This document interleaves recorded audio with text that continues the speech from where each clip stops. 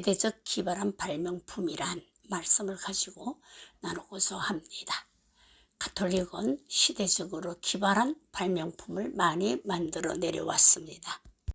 가톨릭의 기발한 발명품 시초는 AD 220년경 가톨릭 투스가 로마 감독 가티르스가 처음으로 마태복음 16장 18절을 근거로 교회가 베드로 위에 세워졌으며 교회의 감독이 그의 계승자라고 증명하고자 함으로써 교황 223 교황 교리로 만들어졌던 것입니다.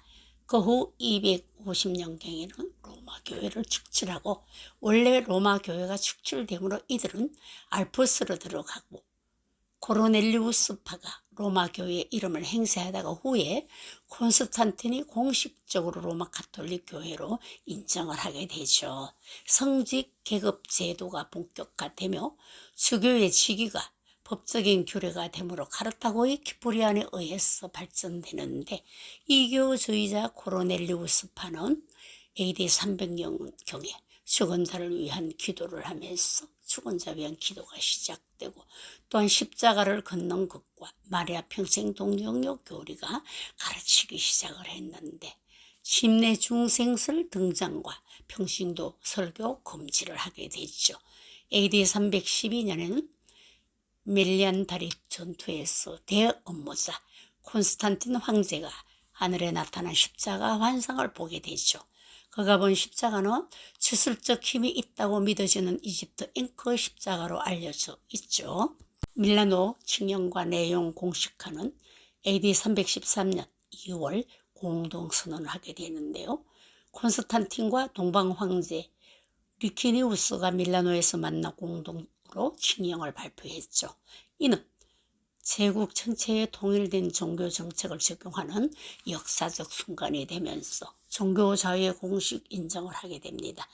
칙령은 기독교를 포함한 모든 종교의 자유를 법적으로 보장한다.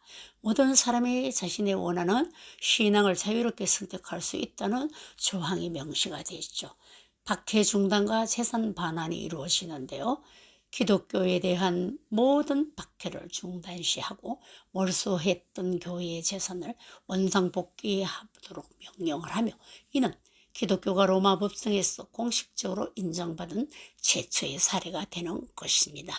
이는 밀라도 칙령 원문에서 따온 것입니다. 콘스탄틴 대제가 믿고 싶은 신들을 믿으라고 함으로 말미암아 애굽에서 사용하던 타오신, 애굽 무덤에서 나온 히랍신, 주전 718년 우상도시 니느웨의 왕의 가슴에서 나온 말타 십자가나 솔로몬 이방 여인이 가지고 온 신, 모압의 주신이 케모스 신, 암몬 여인의 밀곰 신, 돔 여인의 밀카르트 신, 시돈 여인의 아세라 사랑과 전쟁의 신, 헨 여인 폭풍의 신, 이런 신들을 교회 안으로 가지고 들어게 되죠. 에레미야 44장 19절을 보면 여인들은 가로되 우리가 하늘 여신에게 분향하고 그 앞에 전제를 드릴 때에 지금 보는 그림과 같이 지금 현재 가톨릭 교회 앞에 세워진 예수님을 안고 있는 마리아 동상이 그 당시에 들어왔던 것입니다. 지금 옆에 보는 도표와 같이 AD 313년에서 800년 기간에 역사에 큰 오점을 남깁니다. AD 382년 라틴어 성경 번역을 불가타역으로 시작을 합니다. 교황 다마수스 1세가 제롬에게 성경 라틴어 번역을 지시하는데 중세 가톨릭 교회의 표준 성경으로 자리를 잡게 됩니다. 역사에 큰 오점을 남깁니다.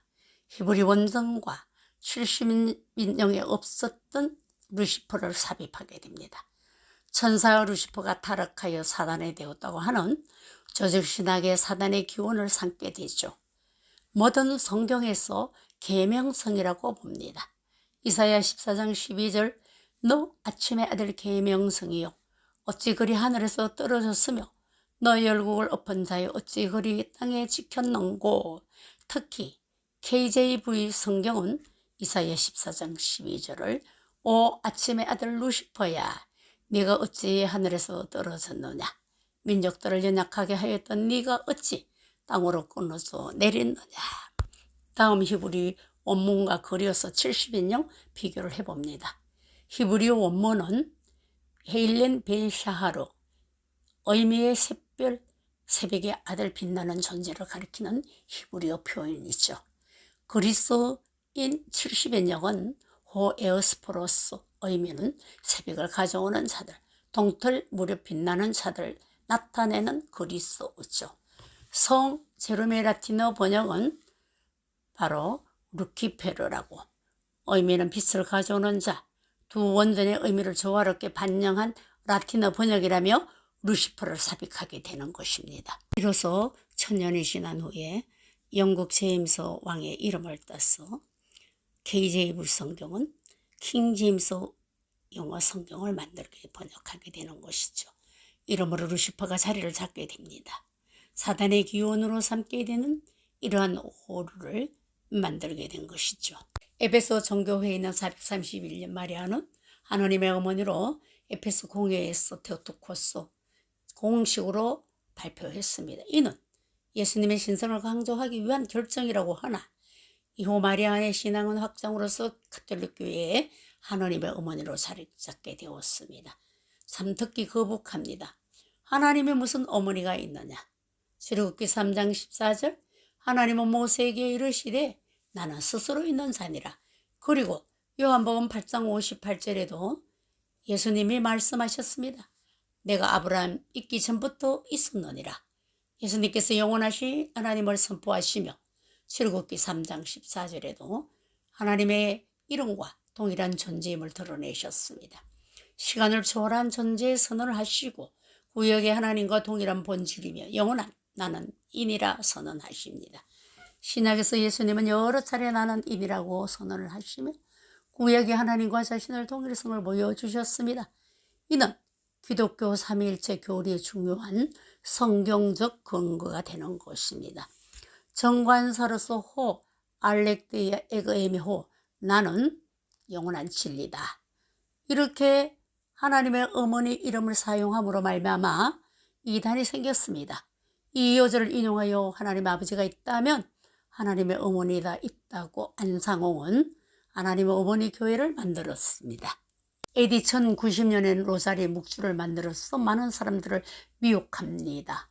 시편 115편 17절을 본다면 죽은 자들의 상태에 대하여 말씀하는데 죽은 자들은 여호와를 찬양 못하나니 이는 육체적으로 죽은 자들이 더 이상 하나님을 찬양할 수 없음을 의미합니다. 시올의 개념으로서 적막한 데로 내려가는 자들은 히브리 세올은 저 이스라엘의 사후 세계를 가리킵니다. 침묵과 활동으로서 이곳에서는 말과 찬양이 멈추며 생명의 호흡이 끊어진 상태임을 상징적으로 표현하는데요. 죽은 자들을 연옥으로 보냈다가 연옥에서 다시 기도를 함으로 말미암아 구원을 얻는다는 허무맹랑한 교리를 만들었습니다. 마태복음 8장 22절 예수께서 이르시되 죽은 자들은 그들의 죽은 자들에게 장사하고 너는 나를 따르라 이런 말씀이 있습니다. 1184년 종교재판 베로나 공회회, 1191년 면제부 판매, 1215년 화채설 이노센트 3세, 1215년 고해성사, 1220년 성채떡 숭배. 베로나 종교재판의 역사적 의의는 종교재판의 시초가 1184년 베로나 재판은 중세 초기 종교재판의 출발점이며 체계적인 이단 단세 시스템 기초가 마련됐죠. 교황 황제 협력 체계가 성공적인 협력은 이후 중세 유럽에서 종교적 권위와 세속적 권력을 결합하는 모델이 되죠. 13세기 초에 발전 초대가 됐죠.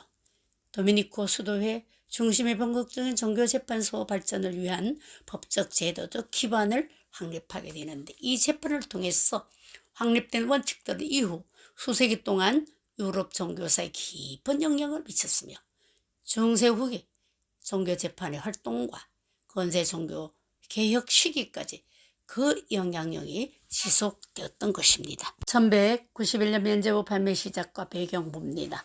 십자군 전쟁 비용 마련을 위해서 21세기 교황 우르바노 2세가 십자군 전쟁의 막대한 비용을 충당하기 위해 면제부 제도를 도입했죠. 성지의 탈환이라는 거룩한 목적을 위해서 헌금자들에게 죄와 벌을 면제해주는 특별한 은총이었죠. 면제부 제도의 확산은 초기에는 십자군 참전자들의 직접적인 후원자들에겐 발급되던 면죄부가 점차 신자들에게까지 확대되었죠. 죄벌을 면제해주는 정수로서 성경이 명확해졌습니다. 대규모 건축 프로젝트를 위해서 1500년대 교황 율리우스 2세는 성 베드로 대성당 건축이라는 거대한 프로젝트를 위해 면죄부 판매를 본격화했죠. 이는 교회의 역사상 최대 규모의 모금 활동이 되었습니다. 면죄부는 처음에는 선의로 시작되었지만 시간이 흐르면서 교회의 주요 재정 수입원으로 변질되었던 것입니다. 요한 태철과 면죄부 판매에 악명 높은 사람이 하나 있습니다. 이는 면죄부를 더욱더 부채질한 사람입니다. 태철의 설교 기법은 도미니코 수도의 신부 요한 태철의 연옥의 고통을 생생하게 모사하면서 신자들의 공포심을 자극하며 그의 유명한 말 동전이 떨어지는 소리와 함께 영원히 연옥으로 해서 구원받는다고 부채질합니다. 차등 가격 체계요. 면죄부 가격은 신분에 따라 자동적으로 책정되었는데 평민은 4분의 1 플로린, 당시 6개월 월세 수준 귀족과 상인들에도 높은 가격을 지불하게 했습니다. 조직적 판매망을 만들었는데 교황 레오 10세는 태철에게 면죄부 판매를 공식 위임하면서 각 지역별로 세계적인 판매망을 구축했죠. 이는 중세 최대의 상업적 종교 활동이 되었던 것입니다. 태철이 면죄부를 판매하며 공중을 설득하는 모습은 참 보기 좋습니다.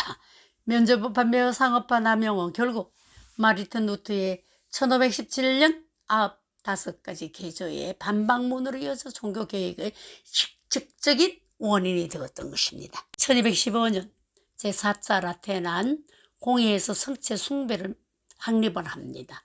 성체의 변화론의 의미로서 4차 라테란 공회의 공식 교리와 토마스 아퀴나스의 신학적 체계를 하며 그 라틴어 원어로서 성체의 변화론은 트란소 우브스탄 티아티오라고 말을 하는데요. 그 교리의 정의는 미사중 빵과 포도주가 실제로 그리스도 몸과 피로 본질이 변하는 신비라고 합니다.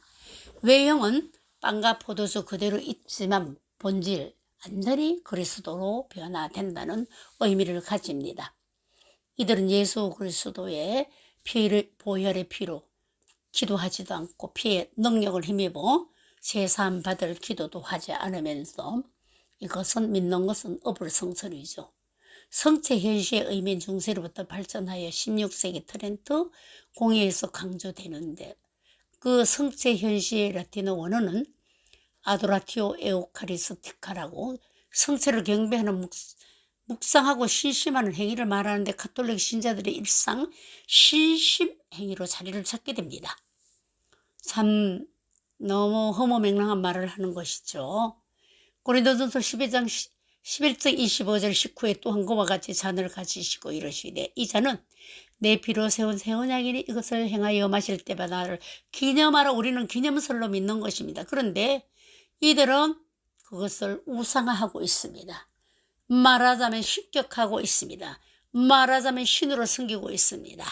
고해성사 제도는 1515년 제4차 교황 이노첸시오 3세가 라테란 공회에서 공식 결정을 내렸죠.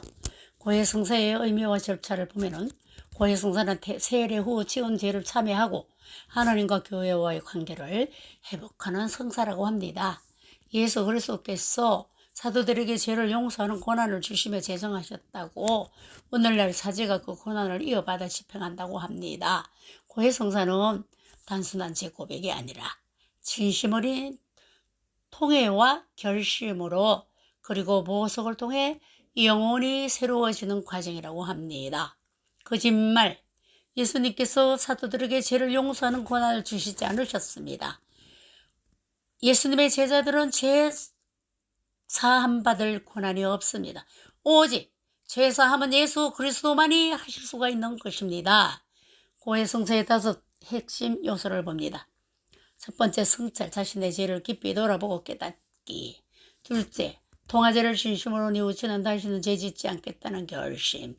세 번째, 고백 사제 앞에서 죄를 솔직히 고백하고. 네 번째, 보석 사제가 주는 기도나 선행을 실천. 다섯 번째, 사제의 선언으로 하나님의 용서를 받음. 고해성사 예식은 고해소에서 승서를 긋고 죄를 고백하고 사제의 훈계와 보석을 받고 사제의 경우로 마무리합니다. 이 성사는 하느님의 무자한 무한한 자비를 체험하고 영적 평화와 자유를 누리는 은총의 통로라고 합니다. 사제가 무슨 권한이 있습니까?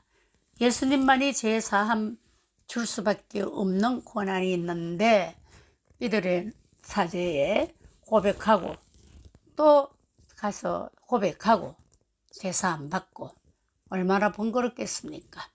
그러나 우린 성경을 봅니다. 마태복음 27장 46절 51절 십자가 죽으심과 휘장이 위에서 아래로 둘이 갈라졌습니다. 마태복음 1장 22절에 조건이 나옵니다. 아들아 어린이 이름을 예수라 하라. 이는 그가 자기 백성을 저희 죄에서 구원할 주심이라 하니라. 저희 죄에서 구원할 주심은 오직 예수 그리스도입니다. 히브리 10장 20절에도 거기는 우리를 위하여 휘장 가운데로 열어놓으신 새롭고 산 길이요 휘장은 권서의 육체니라. 또한 요한일서 1장 9절을 본다 하더라도 만일 우리가 우리 죄를 자백하며 전하 미쁘시고 의로우사 우리 죄를 사하시며 모든 불의에서 우리를 깨끗게 하실 것이요. 죄를 사해 주시는 것은 예수님 뿐이죠.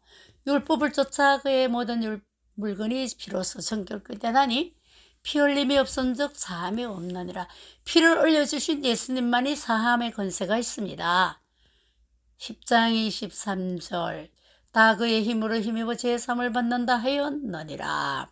이렇게 히브리서도 말씀하고 있습니다. 1229년 성경 구독 금지령, 1439년 연옥설 규정, 1545년을 성경과 같은 권위로 결정, 1870년 교황의 무류성, 1229년 구독 금지령은 톨레도 공회에서 제4차 라테난 공회에서 1215년부터 이후 1229년까지 톨레도에서 개최를 했는데 금지 내용은 성경을 라틴어 외 언어로 번역하거나 일반인이 읽는 것과 또한 모든 것을 금지시켰습니다.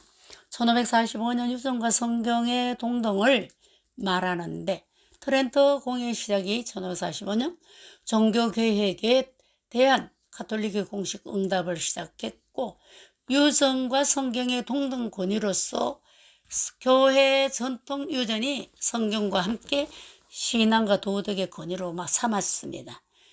그리고 프로테스탄트와 차별을 하는데 성경만을 권위로 인정하는 종교개혁가들의 명확한 구분을 지었고 이 결정은 교회 권위와 교리의 일관성을 유지하려는 가톨릭 교회의 강력한 의지를 보여주었습니다. 1439년 연옥설을 공식화, 플로렌스 공회에서는 1438년, 1445년 동서교회 재통합을 위해 소집된 중요한 공회에서 연옥의 존재를 공식 교류와 획정했습니다.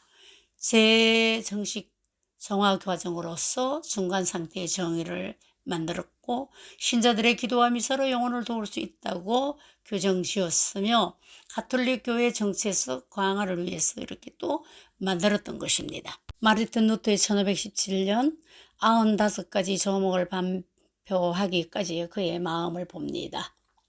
수도원에서 성경을 접할 수 있었던 드문 기회를 만났고 복음 안에서 하나님의 의가 나타나서 믿음으로 말미암아 의롭다 하심을 얻는 것이라. 로마서 1장 17절을 이 구절이 루터의 영혼을 살리고 평생을 붙잡게 된 것입니다. 로마 순례와 거룩한 계단 체험을 하는데 1510년 로마 방문 중 성 요한 교회의 돌계단을 무릎으로 오르며 참회의 기도를 계단마다 예수의 핏자국이 있어 입맞춤하며 기도하는 순례자들을 루터는 무릎으로 기어오르는 의인은 믿음으로 산다는 말씀이 머릿속에 떠올랐죠. 그리고 벌떡 일어나는 순간 행위가 아닌 믿음으로 구원을 받는다는 확신이 생긴 것입니다. 내가 믿음으로 의롭게 되는 것이라는 건 확신과 함께 일어서서 이 순간 루터의 영적 전환점이자 종교개혁의 불씨가 되는 것입니다.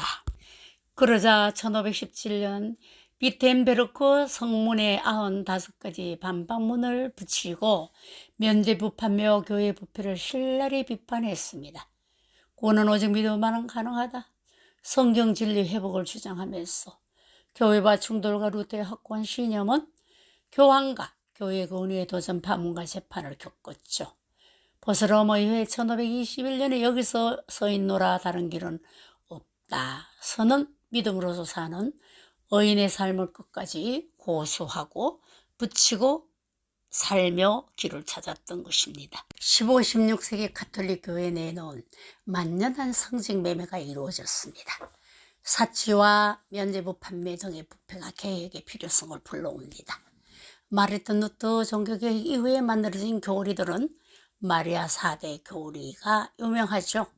하나님의 어머니 데오토코스는 마리아는 예수 그리스도의 어머니로서 하나님의 어머니로 칭호를 받습니다. 이 교리는 431년 에페소 공의에 확정되었죠.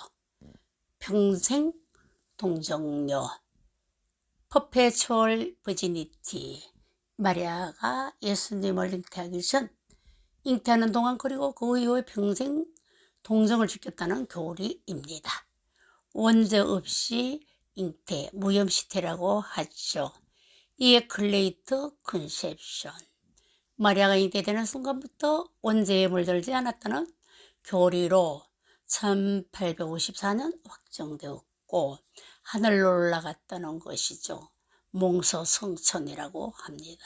어선선, 마리아가 지상생활을 마친 후 영혼과 육신이 함께 하늘로 올림받았다는 교리로 1950년 확정되었습니다. 하나님 어머니 교리, 이는 앞에서 말씀드렸습니다. 교황 셀레스티누스가 공식 선언을 했는데 마리아는 예수 그리스도 어머니로 참 하느님이신 그리스도를 낳으신 분이기 때문에 하나님의 어머니로 자리 잡게 됐는데 우리가 성경으로 봐야 될 것입니다. 누가복음 1장 36절 보라. 네 친족 엘리사벳도 늙어서 아들을 배웠느니라. 본래 수태하지 못한다 하더니가 이미 6달이 되었느니라. 이미 6달이 되은 것은 세례 요한을 배워서 아버지 사가랴가 친족이라고 했습니다. 친족은 친척이죠. 아무래도 제사장 가문의 딸인 것 같습니다. 마리아는 잠시 배를 빌어 성령으로 예수님을 잉태케 하시고 예수님을 출산 후 요셉과 살면서 6명 동생이 있습니다. 마태복음 13장 55절, 마가복음 6장 3절, 사도행전 1장 14절. 두 번째 평생 동정녀, 퍼페추얼 버지니티. 4세기 교부들이 강조를 하는데 성 예로니모와 같은 교부들이 마리아의 평생 동정녀서를 강력히 옹호하고 신학적 기초를 마련했죠. 649년 공식 인정은 교황 마르틴 1세 제위가 라테란 공의회에서 통해 마리아 평생 동정성을 공식적으로 교류화한 것입니다. 성경적 근거 확립은 마태복음 1장 25절 아들 낳기까지 동침치 아니하더니 이 구절 해석을 통해 마리아는 영원한 순결성을 뒷받침한다고 하는 것입니다. 그런데 성경에는 마리아는 평생 동정녀가 될 수가 없습니다. 예수님만 성령으로 잉태하여 낳으시고 마가복음 6장 3절 이 사람이 마리아의 아들 목수가 아니냐, 야고보와 요셉과 유다와 시몬의 형제가 그 누이들이 우리와 함께 여기 있지 아니하냐, 예수를 배척했습니다. 또한 마태복음 13장 55절에도 그 모친은 마리아와 그 형제들은 야고보와 요셉, 유다, 시몬이라고.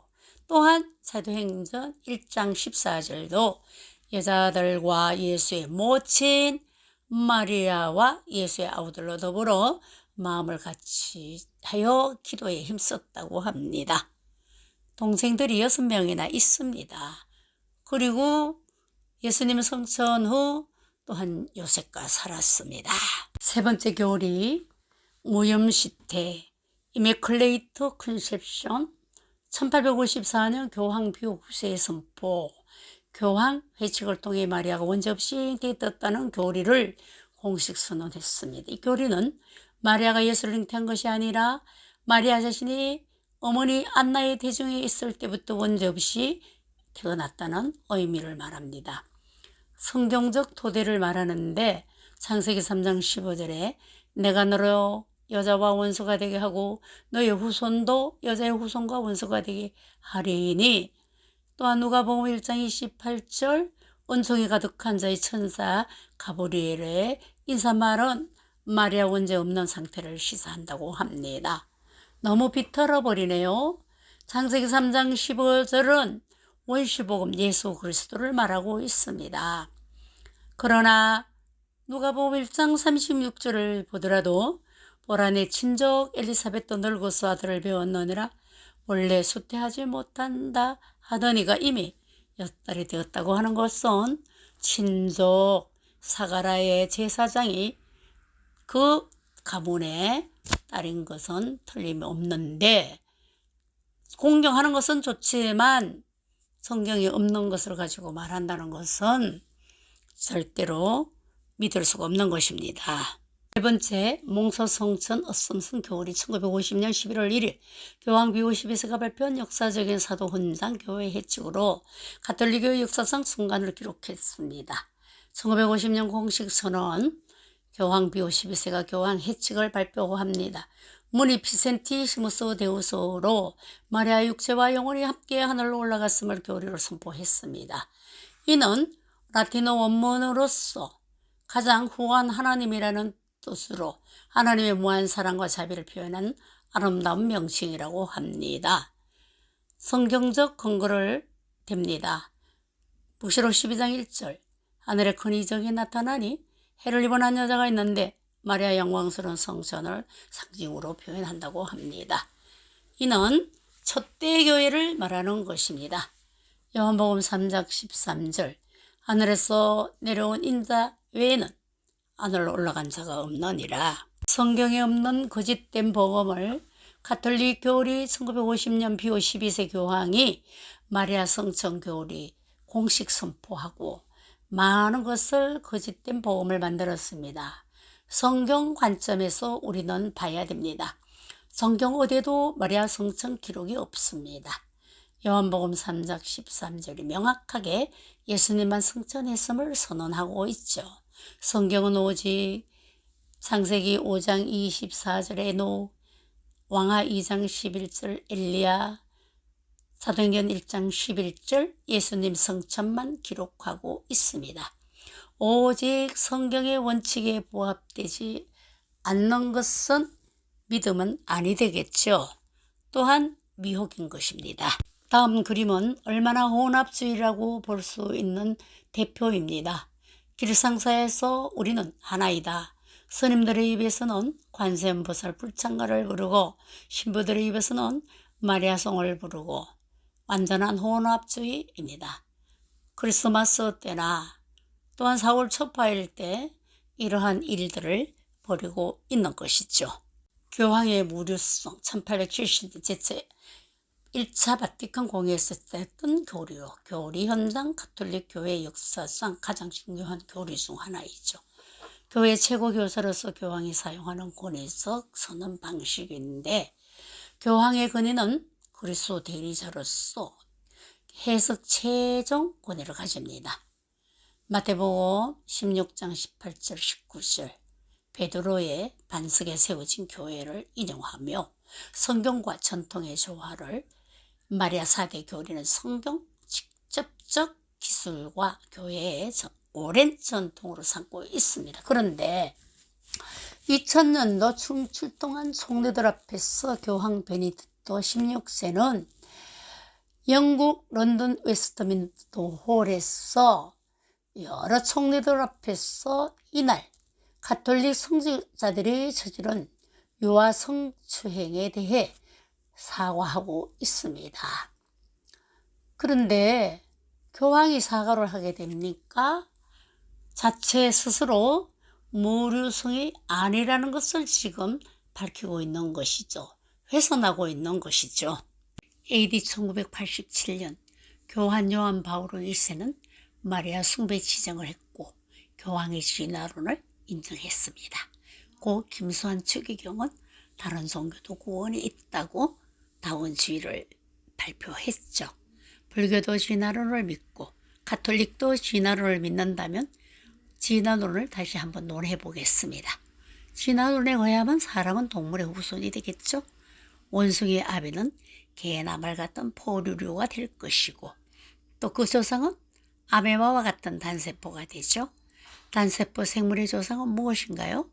진화론자는 코아세르베이트라고 하는 반액상의 단백질 덩어리라고 하며 단백질의 구성은 각종 아미노산으로 구성되어 있는데 이것은 미생물이라고 하죠. 그렇다면 아미노산은 어떻게 만들어졌는가요? 원시시대 대기에 존재하던 메탄수소 수증기나 암모니아 등의 한원생 기체들이 번개 같은 전기 에너지를 흡수하며 만들어졌다고 합니다. 그러면 사람의 조상은 1차적으로 원숭이지만 진화론의 주장대로 하면 궁극적으로는 메탄이나 암모니아 같은 기체가 사람의 조상이라고 해야 정답일 것입니다. 재밌는 것은 암모니아는 요즘 거의 없어졌지만 한여름 시골 재래식 화장실의 문을 열면은 톡 쏘는 냄새의 기체이고 메탄은 도시가스 주 성분이며 우리 뱃속에서 늘 있어서 가끔 실내하며 배출되는 가스의 한 성분도 되는 것이죠. 그렇다면 당신의 조상은 누구입니까? 묻는다면 진화론을 제대로 배운 사람은 예, 저의 조상은 제 뱃속에 있는 방구뽕입니다 라고 대답하는 것이 정답일 것입니다. 참 이상한 것은 조상을 그의 신처럼 모시고 있는 우리나라 사람들이 진짜 원조인 원숭이들을 공원에 가두어 조롱하는 것을 봅니다. 참 불효막심한 후손이 어디 있겠는가. 동방예의지국에서 좀 이상하지 않나요? 1911년 에든버러 선교회의 역사적 전환점은 스코틀랜드 에든버러에서 개최된 세계 선교회 현대 에큐메니컬 운동 진정한 출발점으로 평가를 받게 됩니다. 후일 세계교회협의회 WCC 설립의 토대 마련으로서 스위스 로잔에서 출범하는데 1948년 암스테르담 세계교회협의회 WCC 창립이 이곳에서 이루어지게 됩니다. 참여교회는 147교회, 전세계 개신교, 정교회 등 다양한 교파가 참여하게 되며 대표자 수는 350명이며 각국 교회에 파견된 공식 대표들이고 참여 국가는 110국가이며 6대륙에서 모인 기독교 지도자들입니다. WCC의 창립 주제는 인간의 무질서와 하나님의 계획이었으며 2차 세계대전 후 분열된 세계교회의 일치화합을 추구하는 사명을 선언했습니다. 로마 가톨릭 교회는 지속적인 협력 관계를 유지하며 에큐메니컬 운동에 참여했기 때문입니다. 그들은 다 모여서 하나가 되어 세상의 아버지께서 나를 보내신 것을 믿게 하옵소서 하는 슬로건을 걸고 요한복음 17장 21절의 말씀이죠. 그러나 예수님은 진리 안에서 하나 되라고 했습니다. 로잔 대회의 본질은 신복음주의의 현대적 표현으로서 로잔 대회의 실체입니다. 신복음주의자들이 주도하는 행사로서 교리적 타협을 통한 인위적 연합을 추구하며 사회 참여와 사회 정의 강조하며 거룩함과 세상과의 분리 경시를 하며 기독교의 본질보다 외형적 성장 추구를 합니다. 아버지의 이름으로 죄를 보존하사 우리와 같이 저희도 하나 되게 하옵소서. 언제나 하나 되는 것을 원하죠. 로잔 대회는 겉으로는 복음 전파와 세계 선교를 표방하지만 그 근본에는 자유주의 신학의 영향과 비성경적 타협이 깔려 있다고 합니다. 진정한 믿음은 세상과 구별되고 성경의 권위에 굴복하는 것입니다. 교회 일치운동의 역사와 WEA의 로마 가톨릭이 주도하는 현황을 보겠습니다. 19세기 대각성 운동으로서 세계보험주의연맹 WEA 뿌리가 된 신앙 부흥운동이 시작되었으며 이는 본래 복음주의적 신앙 회복을 목표로 하였지만 WEA 형성 및 구성에서 현재 약 6억 명의 기독교인을 대표하는 거대 연합체로서 성장 129개국, 연합회와 140개국 조직 포함을 큰 형성을 하고 있죠. 교파를 초월한 연합을 표방하나 실질적으로는 로마 카톨릭의 주도적 영향력 아래 운영되는 구조 형성이 되는 것이죠.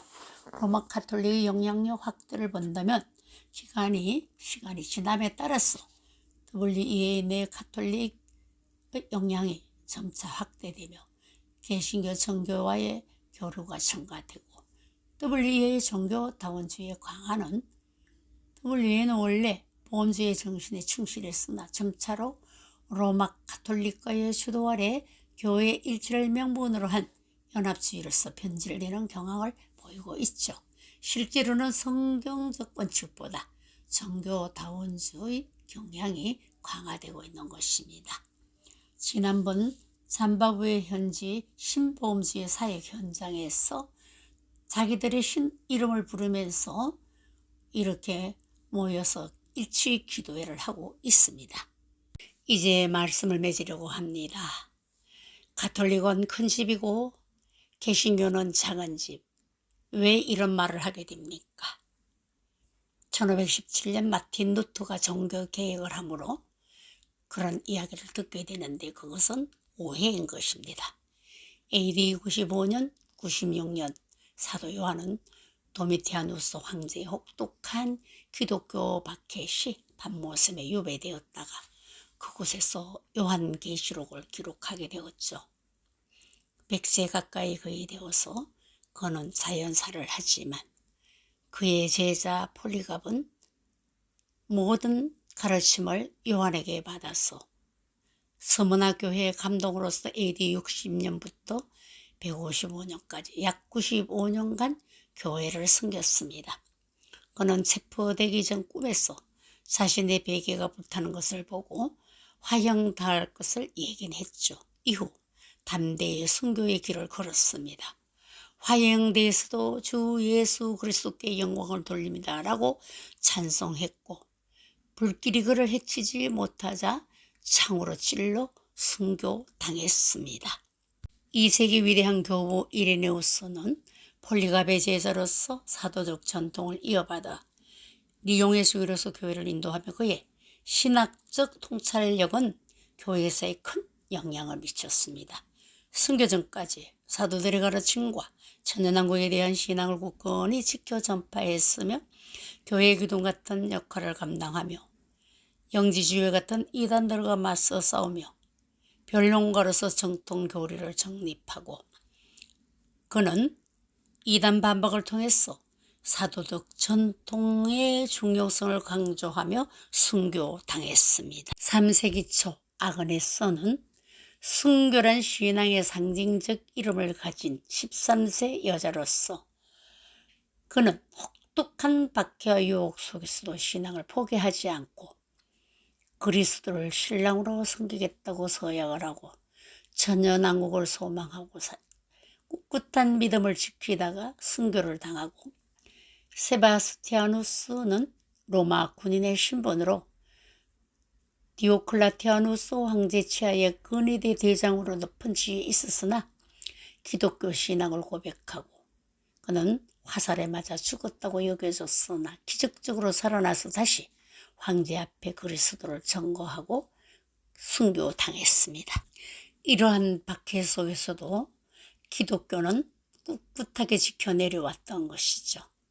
그러자 AD 313년 콘스탄틴 황제는 밀라도 칙령을 내리게 되었죠. 그 칙령은 기독교를 포함한 모든 종교는 자유적으로 믿으라고 모든 사람이 자신의 원하는 신앙을 자유롭게 선택해서 믿으라는 조항을 내리고 기독교 박해가 끝났던 것입니다. 결론을 맺겠습니다. 지금까지 가톨릭이 걸어온 내력을 보면 이들과 타협이나 교류를 한다면 엄려와 동침을 하는 행위가 되는 것입니다. 성경 말씀을 부인하고 또한 창조론을 부인하며 진화론을 옹호합니다. 일치 기도회를 빙자하여 WCC WEA 로잔 운동은 모두가 같은 길을 가고 있기 때문에 적극 경계해야 할 것입니다. 진리는 외로운 길입니다. 피 흘리기까지 싸우며 기도해야 합니다. 마지막 때는 남은 자가 되어야 되겠죠. 그러므로 성경의 핵심은 오직 예수 그리스도만이 진리이기 때문에 예수님의 선언은 요한복음 14장 6절 예수님의 길이고 오직 예수 이름으로 유일한 구원의 길은 사도행전 4장 12절에 다른 이로서는 천하에 구원받을 수 있는 이름을 주신 적이 없기 때문에 오직 예수만 선언하고 믿어야 되는 것입니다. 감사합니다.